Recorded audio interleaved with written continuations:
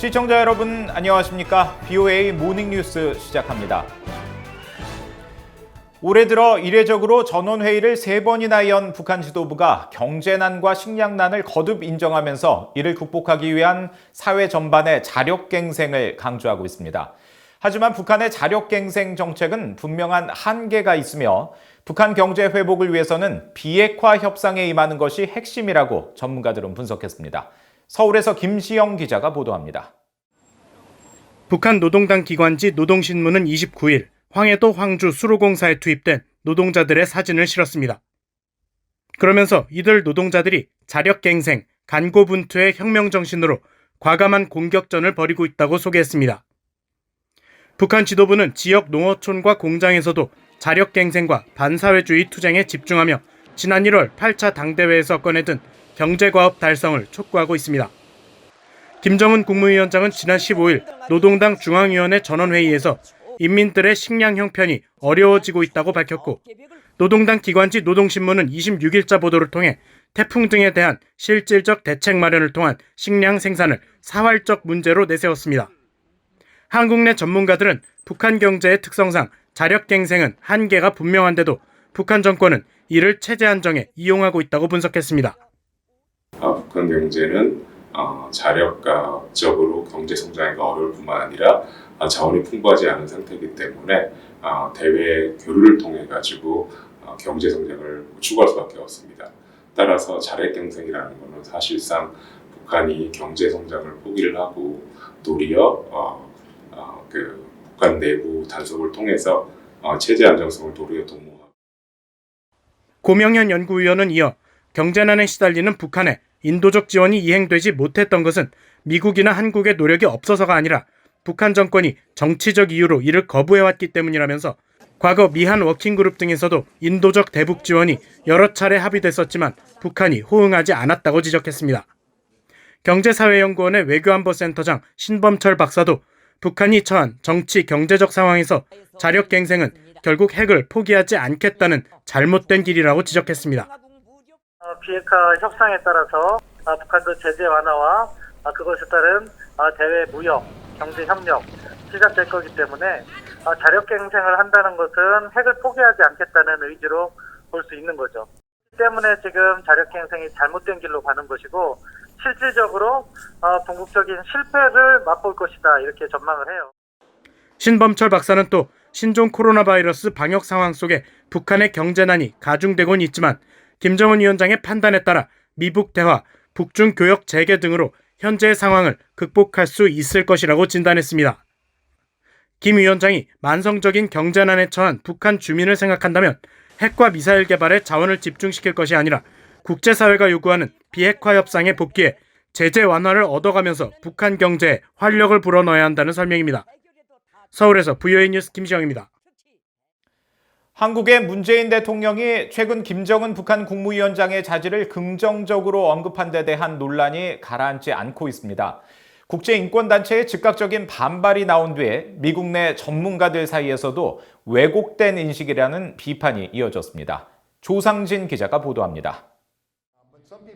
미국 백악관 국가안보회의 아시아 선임부조관을 지낸 마이클 그린 전략국제문제연구소 CSIS 선임부소장은 김정은 북한 국무위원장에 대한 문재인 한국 대통령의 호평을 역사의 오점을 남긴 발언이라고 비판했습니다. 그린 부소장은 관련 내용에 대한 BOA의 질문에 이같이 밝히고 김 위원장은 경제와 외교를 모두 파탄내고 자국민의 기본 생존 수단마저 박탈해버린 최악의 지도자라면서 역사는 문재인 대통령의 이번 발언에 관대하지 않을 것이라고 지적했습니다.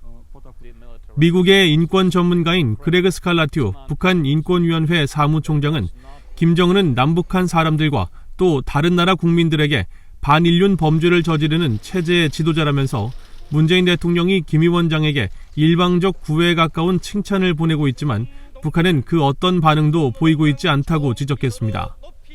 또 문 대통령은 정작 김정은을 칭찬하면서 북한에 억류돼 있는 자국민에 대해서는 전혀 언급하지 않고 있다며 미리북 혐의로 7년 8개월째 억류 중인 김정욱 선교사 등 북한에 억류된 한국인 6명의 문제를 상기시켰습니다. South Korea has offered aid. North Korea rejected it. South Korea built up a liaison office. North Korea blew it up. South Korea was very hospitable and welcomed very warmly North Korean athletes and leadership and many others and cheerleaders during the Pyeongchang Olympics. North Korea continues to imprison South Korean missionaries. So this situation is incomprehensible. In my view, the failure of leadership on President Moon Jae-in's part. 북한 노동당 39호실 고위 관리를 지낸 리정호 씨는 북한에서 김일성과 김정은에 대한 평가는 상당히 다르다면서 북한 관리들조차 김정은이 솔직하고 국제 감각이 있다는 문 대통령의 칭찬에 황당해할 것이라고 말했습니다. 북한 엘리트들도 김정은 곁에 가까이 가지 않으려고 회피하는 상황이고 그 잔인성에 치르고 있는데 그렇게 인권을 말살하는 독재자를 솔직하다느니 열정적이라느니 국제적 감각이 있다고 말할 수 있나요? 북한 사람들 누가 그런 말을 인정하겠습니까? 김정은이 정말 솔직하다면 비핵화 약속을 지켜야 하잖아요. 무엇이 솔직하다는 건가요? 미첼리스 전 국무부 정책기획실장은 도널드 트럼프 전 미국 대통령이 그랬던 것처럼 북한 지도자를 감싸는 듯한 문 대통령 특유의 화법과 태도가 도를 넘었으며 북한 문제 해결을 더욱 어렵게 만들고 있다고 비판했습니다. 그러면서 그렇게 하지 말아야 하는 모든 증거에도 불구하고 북한과의 화해를 끈질기게 추구하는 문 대통령에게서 일종의 극기심마저 엿보인다며 이는 헛고생이 될 뿐이라고 지적했습니다. 문 대통령은 앞서 지난 23일 미국 주간지 타임과의 인터뷰에서 김 위원장에 대해 매우 솔직하고 의욕적이며 강한 결단력을 보여줬다고 평가하면서 국제적인 감각도 있다고 덧붙였으며 김 위원장은 자신에게 미래 세대에게 더 나은 미래를 물려줘야 하며 아이들까지 핵을 이고 살게 할 수 없다고 진지하게 말했다고 밝혔습니다. VOA 뉴스 조상진입니다. 불량 정권의 후원을 받는 국가 주도의 사이버 활동이 전 세계에 악영향을 끼치고 북한 등 악의적 사이버 위협국들은 영국과 주변국의 전략적 우려 사안으로 국가 차원의 책임을 물을 것이라고 영국 사이버 안보 센터장이 밝혔습니다. 영국 정보통신본부 산하 사이버 안보 센터의 린디 캐머린 센터장은 최근 아일랜드의 민간 연구단체인 국제유럽문제연구소 IIEA가 주최한 세미나에 참석해 국가 주도의 악성 사이버 활동은 영국과 아일랜드를 비롯한 유럽 국가들의 핵심 경제에 많은 우려를 낳고 있다면서 이같이 지적했습니다. 캐머런 센터장은 그러면서 특히 중국과 러시아, 북한, 이란 등이 최근 몇 년간 사이버 위협 분야에서 악의적인 전략 위협으로 남아있다고 지적하고 영국 연방인 북아일랜드와 아일랜드 간 철도 노선을 비롯해 의료와 교육 분야에 대한 해킹 공격이 기승을 부리고 있다면서 이들 정부 주도 해킹 세력의 악의적 사이버 활동을 용납하지 않고 국가 차원의 책임을 묻도록 할 것이라고 강조했습니다. 북한이 유일하게 참여하고 있는 다자안보협의체 아세안 지역안보포럼 ARF 고위관리회의가 29일 화상으로 열려 북한 등 한반도 문제 등을 집중 논의했다고 한국 외교부가 밝혔습니다. 한국 외교부는 29일 보도자료를 통해 아세안 10개 나라와 한국, 북한, 미국, 일본 등 27개 나라가 참여하는 이번 회의에서 한반도 문제와 미얀마 등 지역 현안을 비롯해 사이버 안보, 신종 코로나 바이러스 공동 대응 등을 다각도로 협의했다고 전했습니다. 또 한국 측 대표로 참석한 여승배 한국 외교부 차관보는 지난 5월 한미 정상회담을 통해 북미, 남북 간 대화 재개를 위한 의미 있는 외교적 기반이 마련됐다면서 아세안 지역안보 포럼 차원에서 조속한 대화 재개를 통한 북핵 문제의 평화적 해결 촉구 메시지를 발신해달라고 당부했다고 밝혔습니다. 북한은 안광일 주 인도네시아 대사 겸 주 아세안 대표 부대사가 참석해 자국의 신종 코로나 바이러스 대응 노력 등을 설명했다고 한국 외교부는 밝혔습니다. 미국 하원에서 공화당과 민주당 의원 6명이 미한 동맹 지원 법안을 발의했는데 이 법안에는 주한미군 규모 감축을 제한하는 내용이 담겼습니다. 그런데 이들 의원들은 주한미군 감축 하한선을 현재 시행되고 있는 28,500명보다 낮은 22,000명으로 제시했습니다. 이조은 기자가 보도합니다. 미국 하원에서 공화당의 마이크 갤러거 의원과 한국계인 민주당의 앤디 김 의원 등 의원 6명이 지난 25일 미한동맹 지원 법안을 발의했습니다. 법안은 대통령의 주한미군 감축 권한을 제한함으로써 한반도의 강력한 군 준비 태세를 유지하도록 하는 내용이 핵심으로 오는 10월부터 시작되는 2022 회계연도 국방부 예산을 주한미군 규모 22,000명 미만 감축에 사용하지 못하도록 했습니다. 의회는 전임 트럼프 행정부의 주한미군 감축 추진을 우려하면서 지난해 의결한 2021 회계연도 국방수권법에 주한미군 규모를 현행 28,500명 수준으로 유지하도록 했습니다. 갤러그 의원실 관계자는 28일 VOA에 28,500명은 순환 배치 병력을 고려한 숫자이며 법안이 하한선으로 정한 22,000명은 한국에 상주하는 미군 병력에 적용된다고 설명했습니다. 현재 주한미군 규모는 순환 배치 인력 등을 고려하면 28,500명에서 23,000명 정도 됩니다.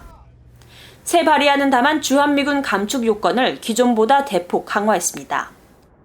법안은 주한미군을 22,000명 미만으로 감축하기 위해선 국방장관이 먼저 의회에 이런 감축이 한반도 억지력 유지에 미치는 영향과 북한의 예상되는 반응, 한국의 독립적 핵 억지력 개발을 위한 인센티브 증대에 미치는 영향 등 총 5가지 항목에 대한 평가 보고서를 제출하도록 했습니다. 또 보고서에는 감축이 미한, 미일 간 장기적인 군사 경제적 파트너십에 미치는 영향과 미중 미러 사이의 군사적 균형에 미치는 영향도 기술하도록 했습니다.